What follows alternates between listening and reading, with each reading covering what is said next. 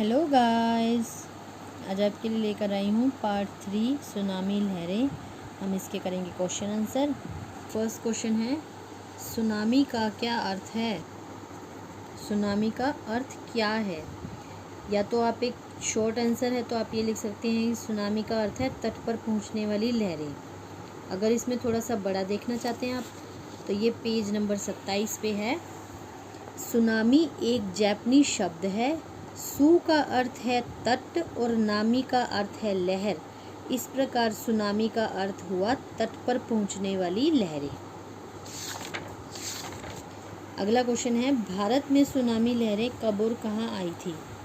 भारत में सुनामी लहरें आई थी 26 दिसंबर 2004 को हिंद महासागर में। सुनामी लहरों ने तमिलनाडु के किन शहरों को लगभग नष्ट ही कर दिया था? वे शहर कौन कौन से थे? कुडूलर, नागपट्टनम, वेला, कणिन।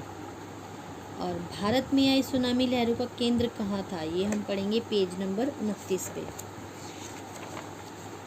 ये लिखा है इसका आंसर। भारत में सुनामी लहरों की विनाश लीला पहली बार देखने में आई 26 दिसंबर को सुबह सुमात्रा से उठी इन लहरों ने तटवर्ती दक्षिणी भारत में तबाही मचा दी। अगला है इसमें बहुविकल्पीय प्रश्न, सही उत्तर के सामने टिक लगाएं। सुनामी लहरें उत्पन्न होने के क्या कारण है? ज्वालामुखी विस्फोट। सुनामी लहरों की ऊंचाई कितने फुट तक हो सकती है? 100 फुट तक। सुनामी लहरों की गति कितनी होती है? 800 से 12 किलोमीटर प्रति घंटे की रफ्तार। अगला क्वेश्चन है, लघुतर्य भूकंप क्यों आता है? पृथ्वी के अंदर जब उथल पुथल होती है अथवा ज्वालामुखी विस्फोट होता है तब भूकंप आता है। सुनामी लहर क्या है? तट पर पहुंचने वाली लहरों को सुनामी लहर कहते हैं। सुनामी लहर किस प्रकार उत्पन्न होती है ये मैं बताती हूँ आपको। पेज नंबर 27 पे है इसका आंसर।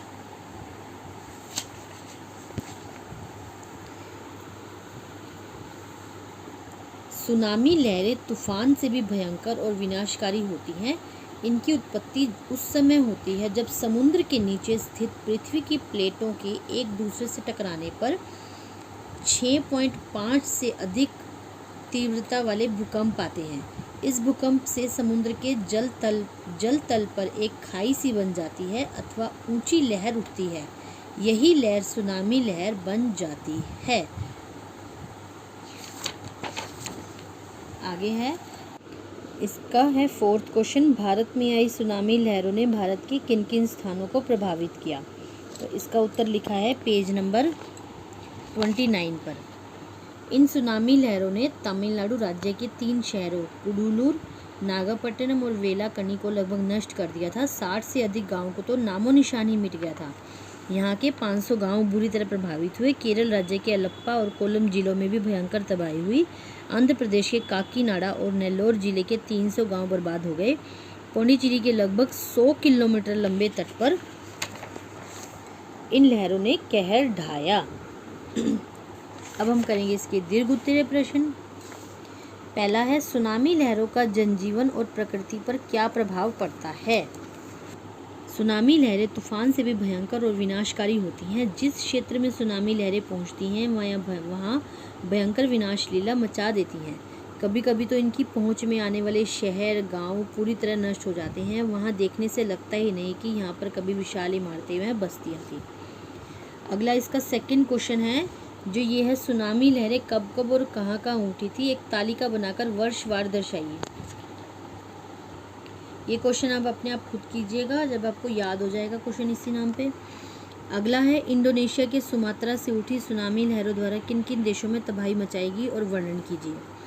इंडोनेशिया के लगभग 1 लाख, श्रीलंका के 28,000, भारत के 15,000, थाईलैंड के 4,000 और Malaysia, Maldives, Myanmar, Bangladesh, Somalia, Kenya, Tanzania के कुल मिलाकर 300 से भी अधिक व्यक्ति शामिल थे। इस सुनामी हादसे में विश्व के लगभग 700 पर्यटक भी लहरों के साथ बह गए, जो एशियाई देशों के खूबसूरत तटों पर क्रिसमस की छुट्टियों का आनंद उठाने आए थे। अगला है, भारत में आई सुनामी लहरों की विनाश लीला का वर्णन कीजिए। भारत में आई सुनामी लहरों की विनाश लीला पहली बार 26 दिसंबर को सुबह सुमात्रा से उठी। इन लहरों ने तटवर्ती दक्षिणी भारत में तबाही मचा दी। इन सुनामी लहरों ने तमिलनाडु राज्य के 3 शहरों कुल्लूर, नागपट्टनम और वेलाकणी को लगभग नष्ट कर दिया। 60 से अधिक गाँव को तो नामोनिशान ही मिट गया।